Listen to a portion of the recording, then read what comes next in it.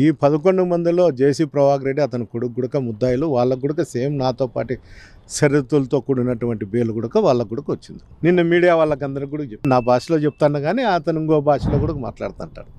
అతనికి ఎక్కువ నోరుదూల కాబట్టి నానాకు భాషలతో మాట్లాడుతుంటాడు. కానీ పాపం ఇక్కడ ఉండేటువంటి అధికారులు కూడా అలవాటు చేసుకున్నారు అతని భాషకు కానీ అతనికి ఉన్నటువంటి ప్రవర్తన మీద కానీ.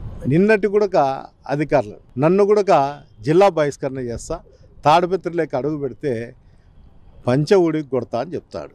ఏమన్నా తాడిపత్రి జేసీ కుటుంబాన్ని జాగీరా ఏమన్నా అనేది నా ఆలోచన. ఒకవేళ వాళ్ళ జాగీరో లేకపోతే వాళ్ళ ఆస్తి లేకపోతే అంటేనో ఇంకోటి చేస్తా అంటేనో అతను మాట్లాడినా కూడా ఒక అర్థం ఉంది. తాడిపత్రి నియోజకవర్గంలో నాకు 87,000 ఓట్లు ప్రజలు అక్కడ నన్ను వేసినారు. అంటే ఈ 87,000 ఓట్లు నాకు వేసినటువంటి వైఎస్ఆర్సీపీ సానుభూతి పరులు కావచ్చు, లీడర్లు కావచ్చు, కార్యకర్తలు కావచ్చు, అందరూ కూడా నన్ను అభిమానించే వ్యక్తి. ఇంతమందిని పెట్టుకొని నేను తాడిపత్రికి నన్ను రానీను, జిల్లా బహిష్కరణ చేస్తా, రాష్ట్ర బహిష్కరణ చేస్తాను. ఈడేమన్నా పోలీస్ అధికారా, లేకపోతే కలెక్టరా, లేకపోతే ఇతను ఏమన్నా సీఎమ్మా? ఏందో ముందు అతని అర్హత ఏందో అతను చెప్పి తర్వాత మాట్లాడితే కూడా దీనికి ఒక అర్థం ఉంటుంది. రెండోది, BS3 BS4 వెహికల్ నేను కేసు పెట్టిండేది కాదు, అధికారులు కేసులు పెట్టిండేది. ఇతను తప్పు చేయబట్టే వాళ్ళు కేసులు పెట్టినారు. ఈడీ అటాచ్మెంట్ కూడా అయింది.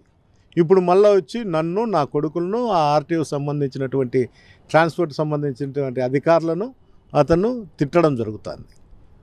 మమ్మల్ని టౌన్లోకే కాదు ఎక్కడికి కూడా రానియను, మా అంతు చూస్తా అని చెప్తాడు. అయ్యా, నేను మీడియా రూపకంగా నీకు చెప్తాండా, మా అంతు ఎప్పుడోసారి చూస్తావు, కానీ ప్రతిసారి నువ్వు చూస్తా అంటే చూయించుకోనికి మేమే అమాయకులం కాదు. నీ ఇంటికాడ వంట మనిషి కూడా కాదు. నన్ను కొడతాడంట, లేకపోతే ఏందో చేస్తా అంట. నాకు ఏ విధంగా కుటుంబ సభ్యులు ఉండారో నీకు కూడా కుటుంబ సభ్యులు ఉండారు. నువ్వు కొడితే కొట్టించుకునేదానికి, నువ్వు ఏదైనా స్వేచ్ఛ చేయించుకునేకి నేను అమాయకునైతే కాదు. ఇంకోటి కూడా చెప్తాను, తాడిపత్రి ప్రజలకు కానీ వైఎస్ఆర్సీపీ నాయకులు కార్యకర్తలకు కూడా నా ఊపిరి ఉన్నంత వరకు తాడిపత్రిలోనే ఉంటాను. మీ అందరి కోసమే నేను అక్కడే ఉంటాను. మీ అందరి శ్రేయస్సు కోరి మీకు ఏ కష్టం వచ్చినా కూడా నేను వెంటనే స్పందించుతా. అది ఎంత కష్టమైండేదన్నా కానీ. తిరిగి నువ్వు ఇట్లే అరాచకాలు చేస్తా, మా మీద దాడి చేయాలనో, ఇంకోసారి నా వెహికల్ మీద దాడి చేసో, నన్ను ఏందో హతమార్చాలనో, నీకు గతంలో కూడా మా కుటుంబంలో నువ్వు కూడా మా సోదరుని హత్య చేయించినావు. అయినా కూడా వద్దు, ఈ ఫ్యాక్షన్ అనేది